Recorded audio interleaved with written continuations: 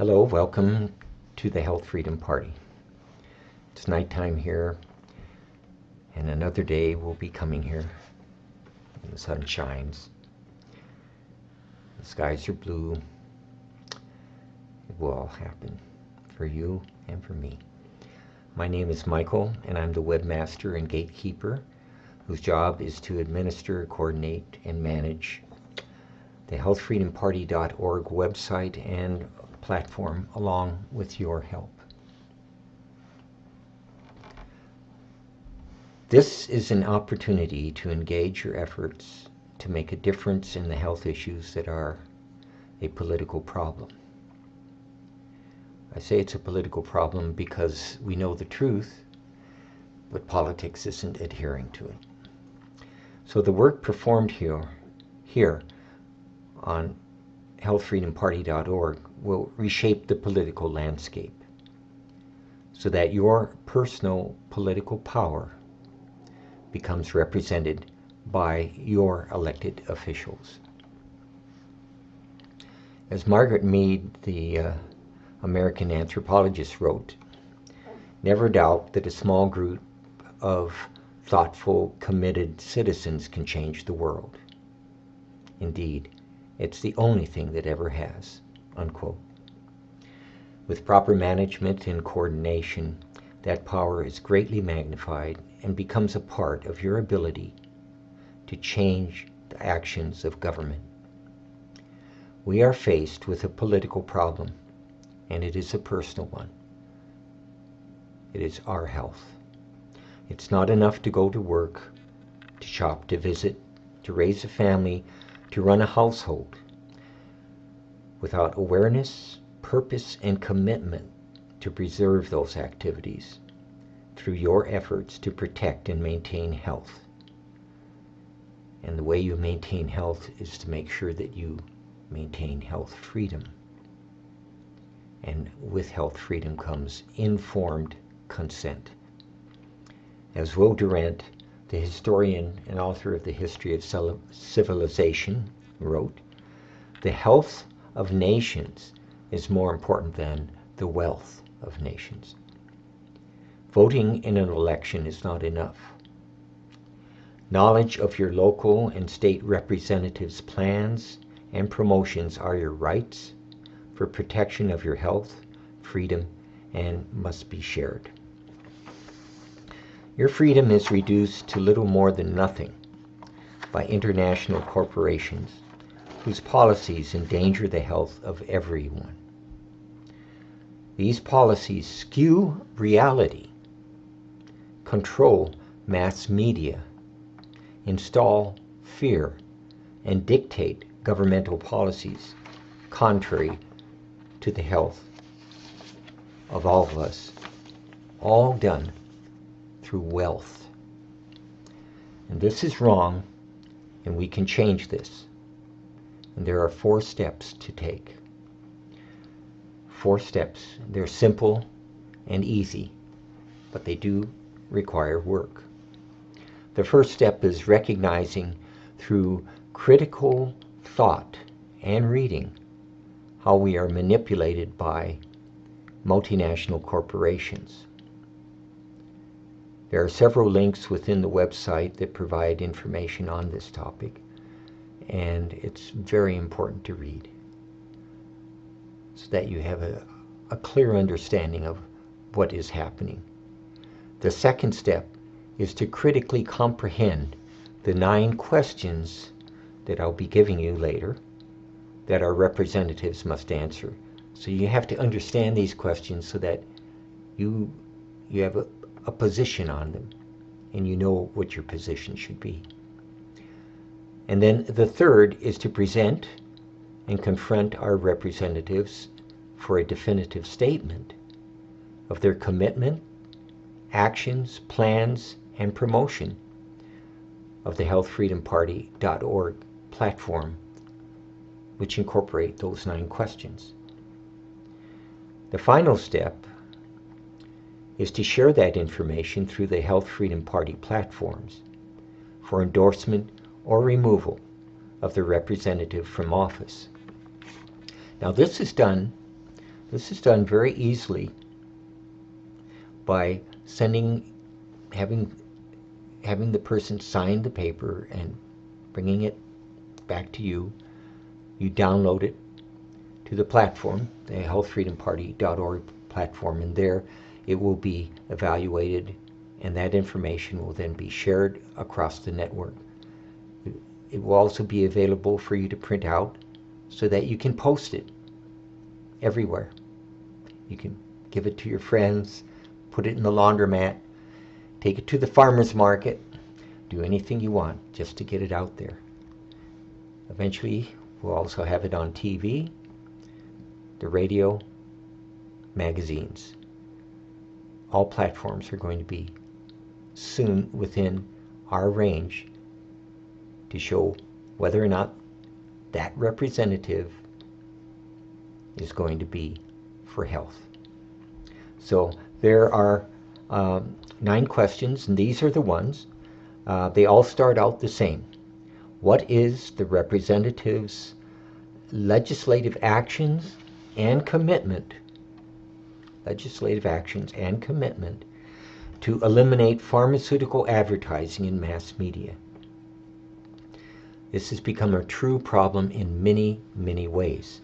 It is a set of problems, because not only does the mass media get a huge number of, like $15 billion a year through pharmaceutical ads, but it also then skews how the editorial content of those magazines will be presented.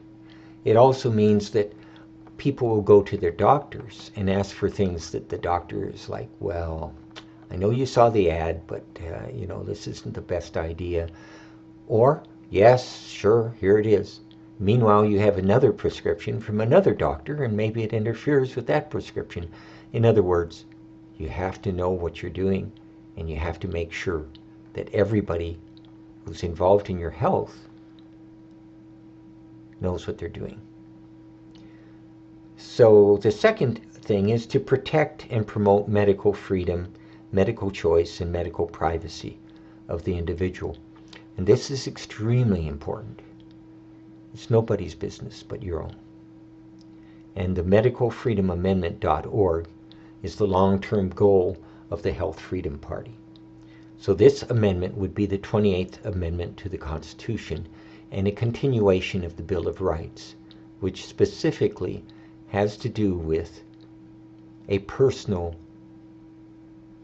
right that is protected, a protected right.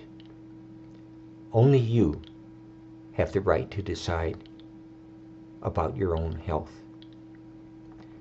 And that amendment goes on to make it clear that if someone doesn't think that, and they decide to go to the court and get a warrant against you, that warrant has to be individual and specific. And it also must show what harm and danger you as an individual present. So it's much more difficult and much more important as a protection of our personal health and our medical choices. Number 3 is to remove money from political elections and fund elections through government funding.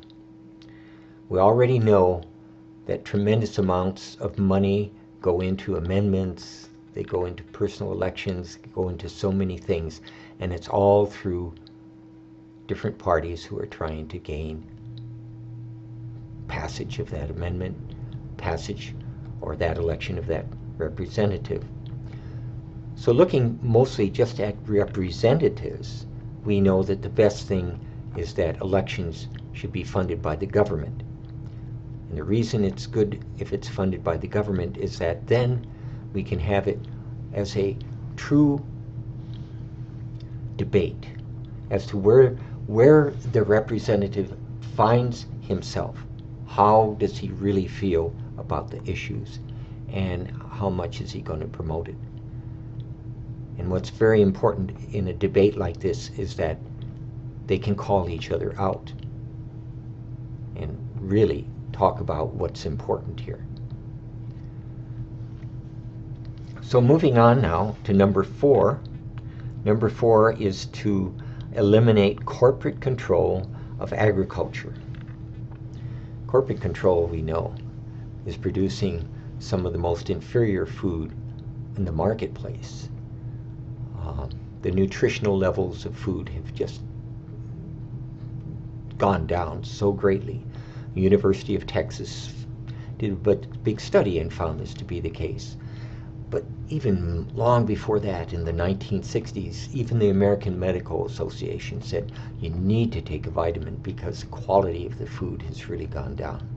Protein levels of wheat have just dipped dramatically. All kinds of things have happened as a result of huge corporate farming. And the other thing is to protect organic farming from chemical and genetically modified crops. The amounts of pesticides that are used is horrendous and dangerous and has long-term effects on everyone. Going on now to number 5. What is the representatives' legislative actions and commitments to reduce electromagnetic radiation exposure in the environment and enact the precautionary principle to protect health, biological exposure, and the environment? So what we have here is an environment that is so dramatically different than even the 1960s. We have seen since the 2000s a tremendous increase in exposure to electromagnetic radiation. The microwave levels in this country are almost 1,000 times higher than found in Europe. On top of that, we have the problem of now millimeter waves being added. And millimeter waves have always an issue. They came out of the military and use for crowd control, and well, they were at certain levels they were extremely dangerous. But then so are microwaves. That's why people use it to cook food. But the point is this, that at the cellular level, the effects are there, and they're quite dramatic.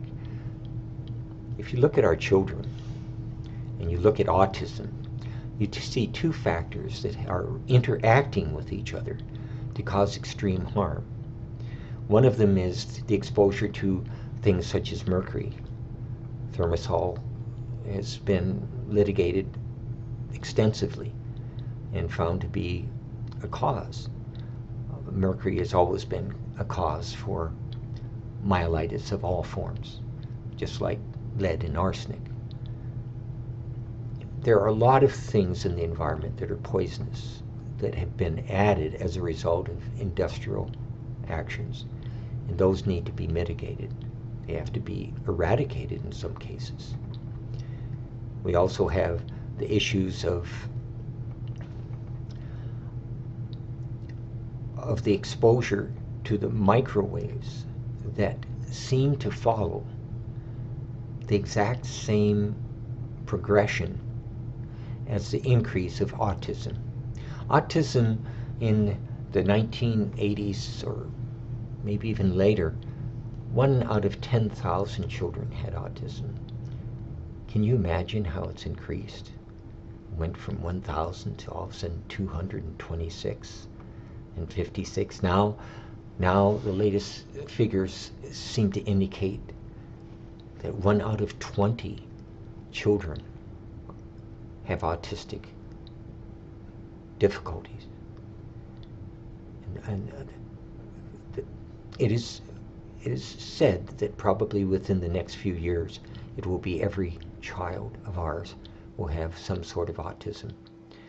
This is totally apprehensible. You don't do that to children, to our children that grow up then and have to deal with the problems that come as a result of autism. So number 6. Number 6 is to fund the reactivation of the Office of Technology Assessment. The Office of Technology Assessment was around for, I don't know, I think probably 35, 40 years, and it was used by Congress very effectively, because what it did is it allowed the legislator to get independent information about technology. In other words, what has happened is that the legislators now are getting it from the trade organizations that are promoting it. And of course, they aren't quite, how can I say it? There's every indication that not all the information is given. Anything negative is being held back. Everything is wonderful from it, but that's not the case, and it's been proven not to be the case. And it's also proven that there has been a lot of misleading going on by that industry. And as a result, something really needs to be done. And the Office of Technology Assessment would have been that arm of information for the legislative department to do something about it. Instead, they passed the 1996 Telecommunications Act, which suddenly gave engineers the qualifications to decide whether or not your exposure to electromagnetic radiation was healthy or not. Well, we pretty much know it is not healthy at all. It is not something that you want constant exposure to, and especially at the high levels of frequency. Just that has caused all the problems. In nature, we've always had exposure to millimeter and microwaves. Those have always been there, and we've adapted to them. It's part of being on this planet with solar energy. It just exists. But the planet is a wonderful place because it really protects us from higher levels of radiation. But nevertheless, we do have problems, and we have to take care in regard to that. The Office of Technology Assessment would be legislative. For some reason, we have a lot of agencies. In fact, I think all the agencies appear to be through the executive department. And as those agencies, they actually legislate laws, just like happening right now. The FDA and the CDC coming up with laws that actually appear to be illegal. I don't think that any law professor would disagree with me that you cannot have someone partake in an experiment without full information, without informed consent. You have to know what's going on with the experiment if you're going to be a part of it, and you're a human being, unless you're a slave. But I mean, if you're not a slave, and thank God we don't have slaves in this country, except in a psychological sense.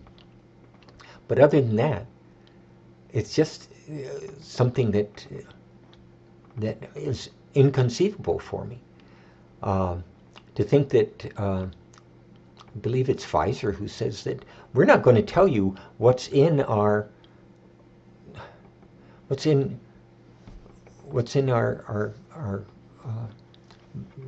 well, they call it a vaccine.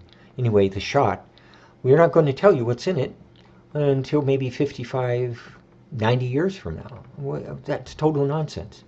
Before you get a shot of any sort, you should always ask for the insert. I want to see the insert. I want to know what you're putting into my body and what does it contain. Maybe it has aluminum in it. Well, you don't want that. Maybe it has formaldehyde. Well, I don't think that's necessarily so good either. Maybe there's some plastics that they're being used. These are pharmaceutical companies and they're chemical companies. They kind of work together. So a lot of the things that are bad for us from chemistry are used also in pharmaceutical drugs, and one overlays the other. So the Office of Technology Assessment is one thing, but also I think a lot of these agencies should definitely no longer be under the executive department, where the president can make statements. It should be under the legislative department, because it's up to Congress to make laws and to decide what is going to be done or not. And it's through Congress that we have power. We have much more power. There are representatives. You get to go into their office and talk to them. The next thing is actually my favorite. It's not my favorite. None of these are good. But this is good. This is a good thing. And so what is the representative's legislative actions and commitment with detailed plans to create a separate Department of Health, Alternatives, and Nutrition? Health, alternatives, and nutrition. Nutrition should never have been under the FDA. The Food and Drug Administration, even food should be under a different department, and definitely not under the Department of Agriculture. They don't have it down right either. But if you had an actual Department of Health, Alternatives, and Nutrition, and you staffed it properly with really brilliant minds, we could end up with the healthiest nation in the world. We once were, believe it or not. Right after World War I, the United States was considered #1 as the healthiest nation in the world. We aren't anymore. We are now considered one of the sickest nations in the world, and we're also the most medicated nations in the world. And all of this medication and disease and problems is actually bankrupting us. It's causing so much. Not only does it cause so much loss of wealth, but it's the agony, it's the pain, it's the suffering. The suffering is just too great to even consider, really.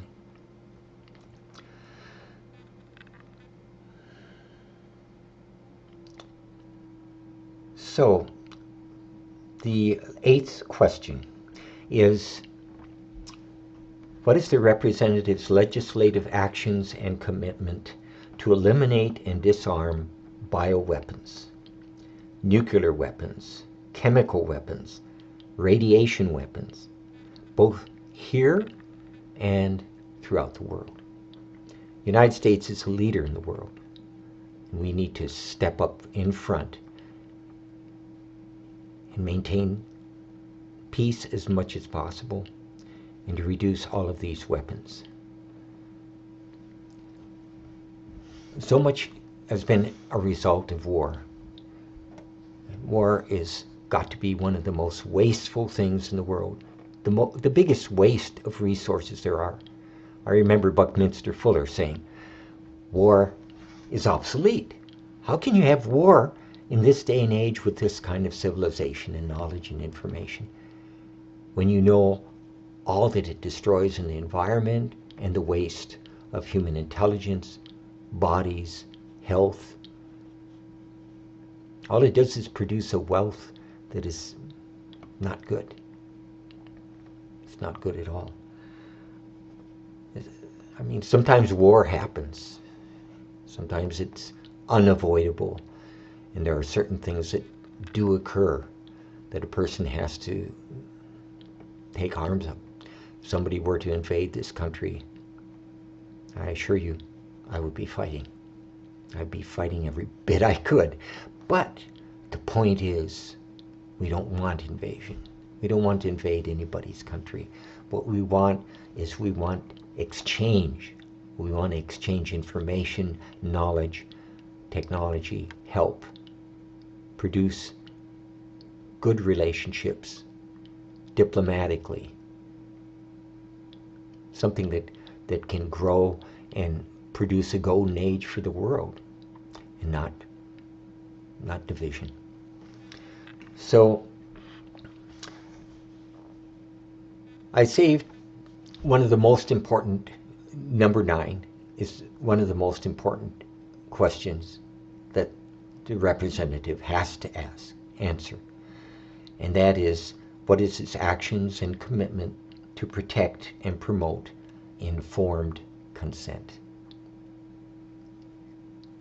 And much of what I've been talking about this whole time is whether or not you're informed enough, and then have you given your consent or not for this to happen to you. So informed consent is just one of the most important issues there is, bar none. So you will find links everywhere at the you'll find links, as I said, everywhere on every page of the healthfreedomparty.org, as well as PDFs that you can print out of these 9 questions. And after you print out the 9 questions, read them over, understand them, and then click on the link to your representative, find out who your representatives are, find out exactly where they are, what is their address and everything, and make a personal trip there with your list. Knock on the door, go inside, and say, here's a list of 9 questions from the healthfreedomparty.org or just Health Freedom Party, and tell them that you would like the representative's answers and that you will be back in a week to pick them up. Tell them it's very important. If enough people do this, they'll get the message that it's important that they do respond and answer these questions. What's really good about this is that you will realize when you do this your personal political power. Because once you enter in through those doors and you present something, you'll realize that you're having a direct effect on that elected official, and that you are a voter and you have power. So with that, I would just finally say that now is the time to renew the health and welfare of our country through our political system. Good night.